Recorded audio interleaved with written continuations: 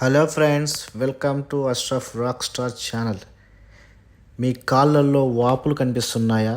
కళ్ళ కింద ఉబ్బిపోయినట్టుగా ఉంటుందా? కొంచెం దూరం నడిస్తే ఆయాసం వస్తుందా? యూరిన్ ఎక్కువగా వస్తుందా? యూరిన్ పోసేటప్పుడు నురగగా వస్తుందా?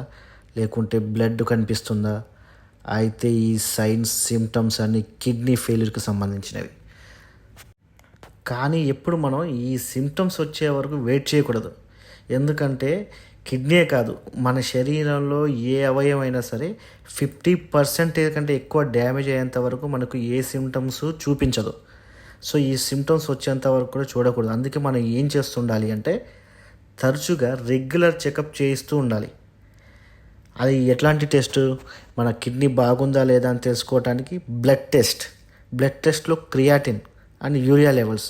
ఈ క్రియాటిన్ అనేది 1 కంటే తక్కువగా ఉండాలి క్రియాటిన్ లెవెల్స్. అదే మగవాళ్ళకైతే 0.8 నుంచి 0.9 మధ్యలో ఉంటే హెల్తీగా ఉన్నట్టు.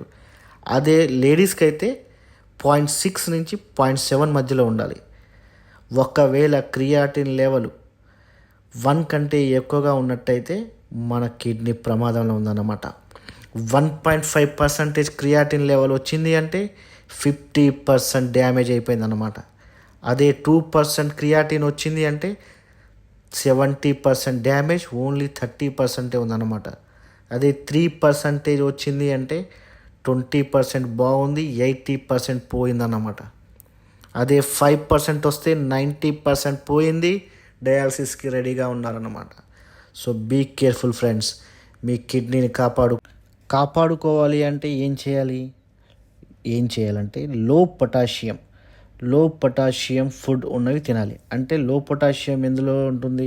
యాపిల్, జామకాయ, పపాయ, పియర్స్ ఇలాంటివి తినాలి. అలా అయితే మరి ఏం తినకూడదు?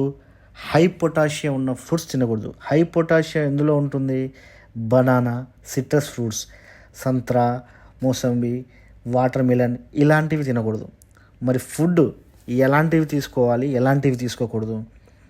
ఒకవేళ కిడ్నీ సిమ్టమ్స్ కానీ కిడ్నీలో ప్రాబ్లం హెల్తీగా ఉంచాలనుకుంటే సాల్ట్ తక్కువగా తీసుకోవాలి. నాన్ వెజ్ ముఖ్యంగా రెడ్ మీట్ తక్కువ చేసుకోవాలి.